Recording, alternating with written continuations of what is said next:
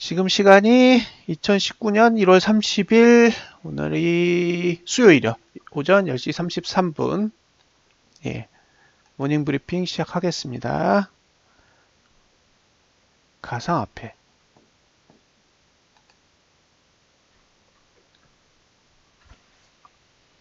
오늘 포함 2거래일 남았죠?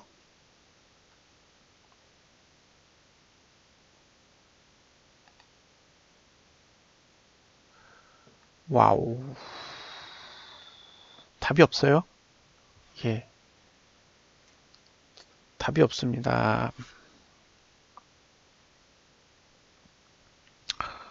달러는 지지도 안 찍었어요. 지금 원화 차트하고 별개로 달러 차트는 아직 월봉상 지지를 찍지 않은 상태예요. 양봉으로 돌릴 수 있을까요?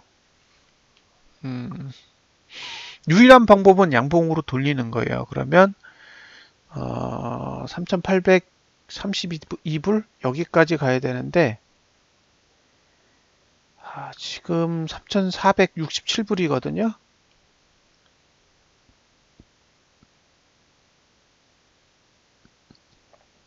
한 380불? 300불 이상 올라야 되잖아요. 계산기 한번 두들겨 볼게요. 이거 10% 정도 올라야 되는 것 같은데요. 보니까 분위기로.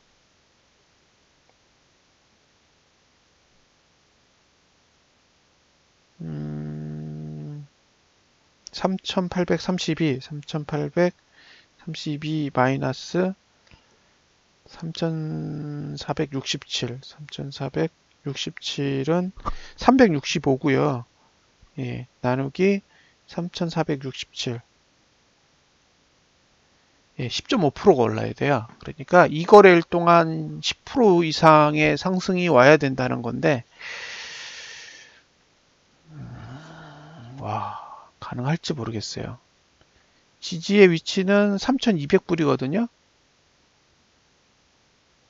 3,265니까 200불 빠지면 돼요. 그러니까 지지까지 가는 데는 200불이 필요하고, 저항까지 가는 데는, 아니, 시가까지 가는 데는 360불이 필요하니까, 지금은 상대적으로 지지가 더 가까워요.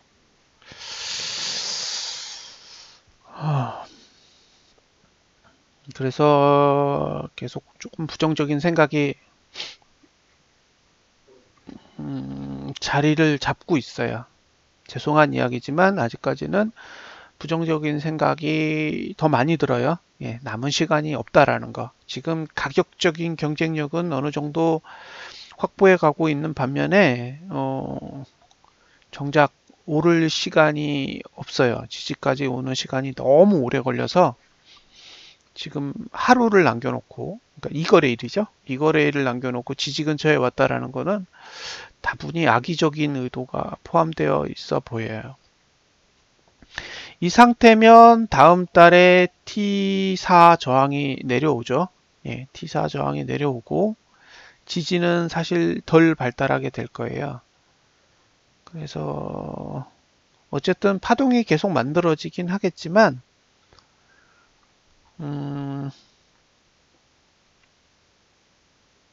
아쉬워요. 왜냐면 이번 달에 만들어진 저가가 다음 달에 훼손될 가능성은 농후해요. 그러니까 이번 달의 저가는 다음 달에 한 번 더 깨질 가능성이 크고요. 각도가 둔해서요. JB님, 각도가 둔해. 그러니까 제가 보는 입장에서는 각도가 제일 중요해요. 지금 T3 저항의 각도와 T3 지지의 각도를 보시면 T3 지지는 조금 둔해요. 둔해. 이거를 시뮬레이션을 풀면 쉽게 파악이 되거든요. 잘 보세요. 이렇게 보면 실제로 이 주가가 왔을 때 지지가 저렇게 돼요. 오케이?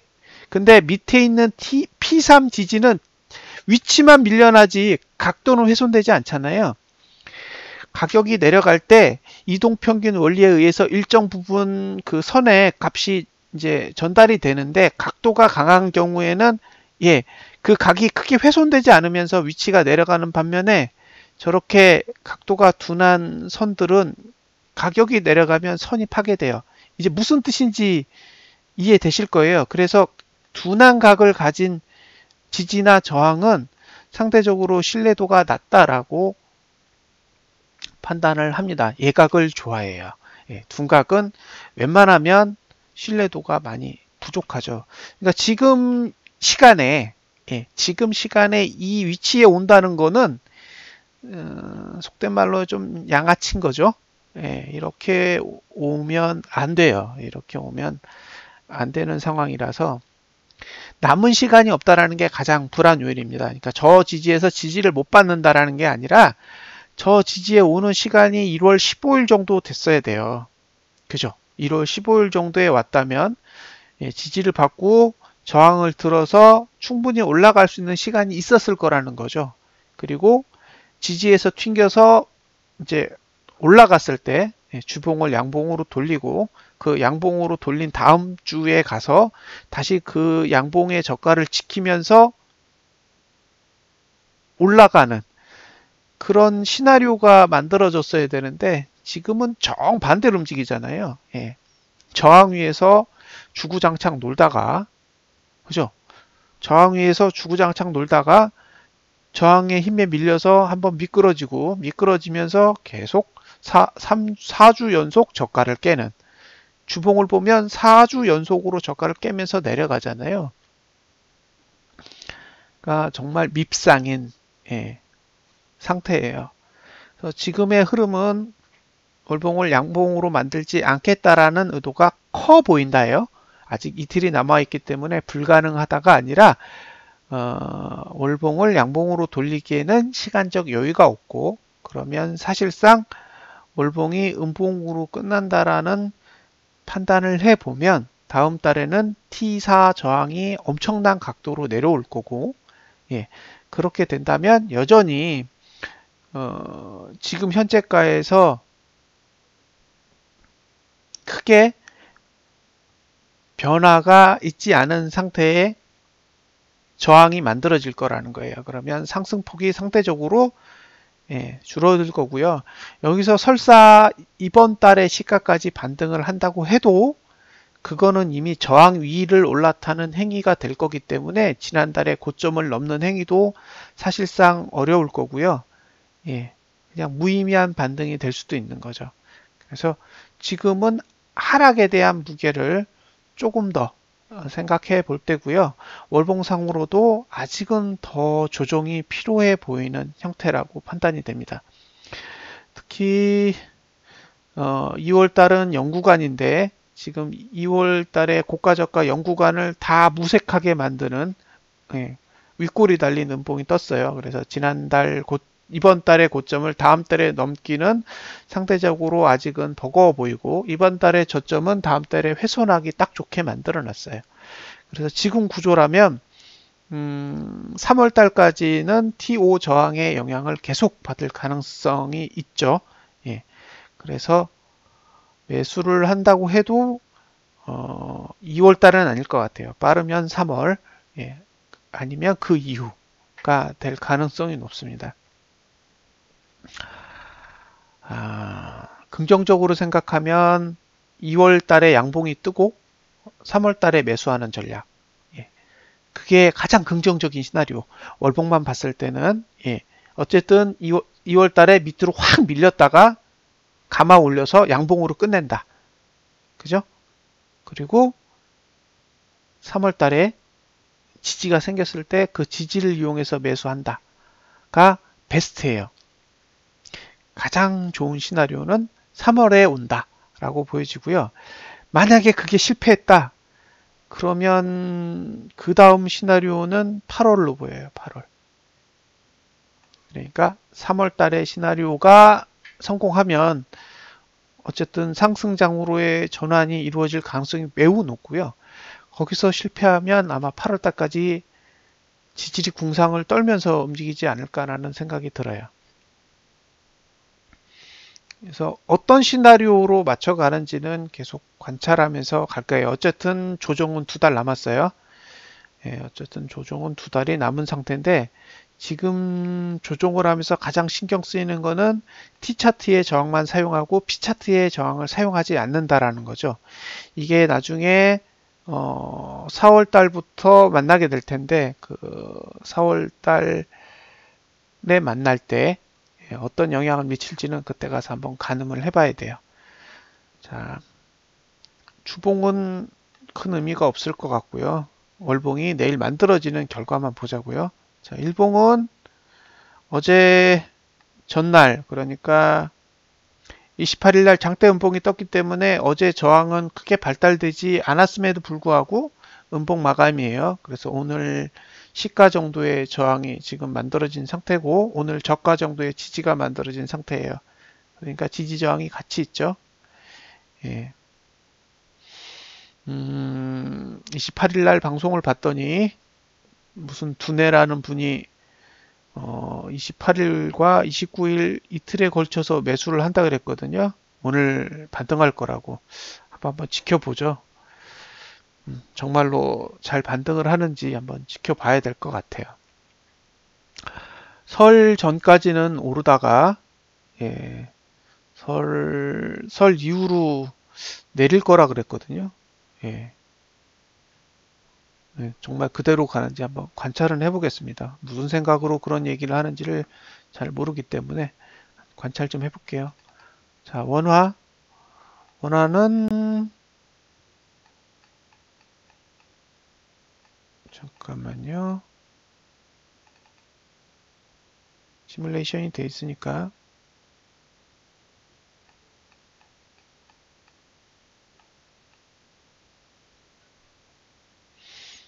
일봉은 그냥 지지 저항 사이에 끼어 있고요. 이틀 남았다는 게 제일 문제인 거예요. 지지 찍었죠? 예, 원하는 T3 지지를 찍었어요. 예, 어제 찍은 것 같아요. 어제 T3 지지를 찍고, 예, 어쨌든 기술적 반등이 나오고 있는데, 이 기술적 반등이 월봉을 양봉으로 돌릴 수 있는지는 예, 오늘, 내일, 이틀 동안 확인을 해봐야 됩니다. 양봉으로 돌리면 예, 모든 전략은 수정합니다.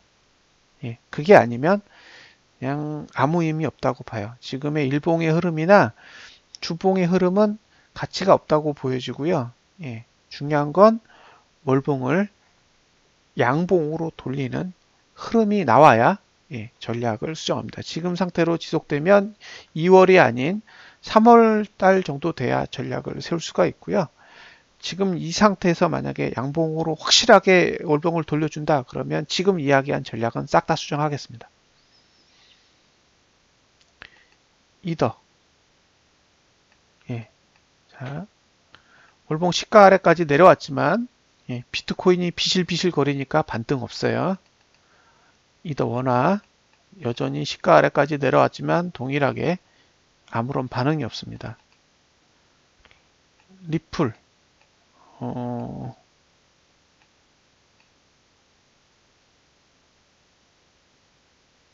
지난달 저가 깼죠. 68534, 524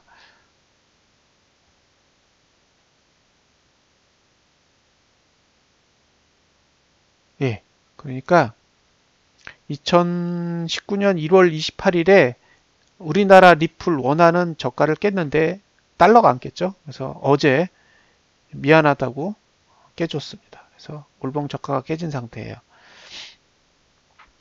어쨌든 좋다 말았어요. 예. 자,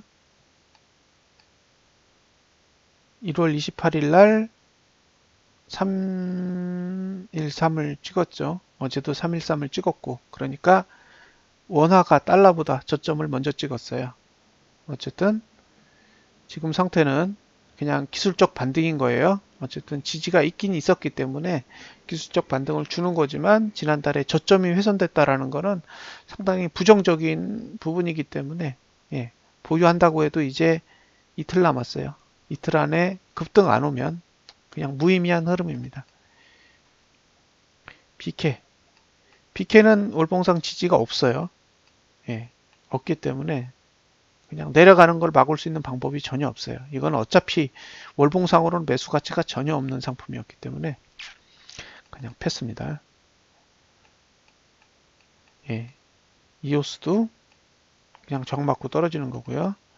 이오스 원화 예, 적 맞고 떨어지고 있고 라이트코인 아직 지지 못 왔죠. 예, 월봉에서 그냥 계속 내리고는 저항해서 내리고는 있지만 지지까지는 아직 회귀하지 못한 상태예요. 예, 원화도 똑같고 이틀 남았다라는 게 가장 중요한 거고요. 예, 이틀이란 시간이 가장 중요한 거고 이틀 안에 월봉을 의미 있는 상태로 되돌리지 않으면 즉 아랫꼬리가 충분히 필요한 거죠. 특히 비트코인 아랫꼬리를 충분히 확보하지 않는다면 어쨌든 추가적인 조정은 고려하고 계셔야 된다라고 보여지고요. 차라리 지난달 저점을 이 상태면 지난달 저점을 깨는 게 좋아요. 예, 이 상태로 그러니까 아랫꼬리를 엄청나게 달고 올라갈 거다. 그러면 지금 그냥 강하게 올라가는 게 좋고요. 그렇게 하지 않을 거면 지난달 저점을 깨는 게 나아요. 예, 그러면 11월인가? 예, 그 봉이 좋아져요. 지금은 이렇게 가면 11월 봉이 별로 안 좋거든요. 지금 연속으로 저점을 깨는 봉이 6개는 나와야 돼요. 6개는 나와야 되는데 무슨 뜻이냐면 이렇게 당겨서 보면요. 지금 여기 보면 이제 하나, 두 개 만들었잖아요. 연속으로 고가 낮추고 저가 낮추는 봉. 하나, 둘, 두 개 만들었단 말이에요. 그럼 여기도 깨는 게 나아요. 그럼 세 개. 다음 달도 깨면 네 개잖아요. 그러면 요 구간은 나중에 상승장이 왔을 때 굉장히 유용하게 사용할 수 있어요. 지금 걱정되는 거는 요 구간이잖아요. 2019년 5월부터 2019년 8월까지 이게 4개월 연속 저가를 지켜놨기 때문에 이게 가장 밉상인 거예요. 만약에 이때 저가를 다 깼었다면 2019년 4월 이후는 거의 대박이거든요.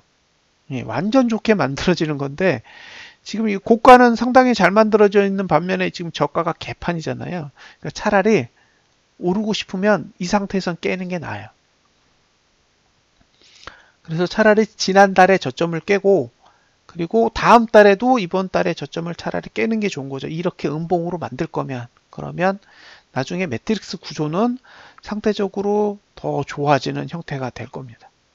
지금은 2거래일밖에 안 남았고 2거래일이라는 시간 동안 기대할 게 그다지 크지 않기 때문에 단기적으로 매수를 하시겠다라는 분에게 뭐라고 드릴 말씀은 없지만 장기적인 흐름으로 봤을 때는 아직은 매집 단계는 아니라고 보여져요. 사토시요?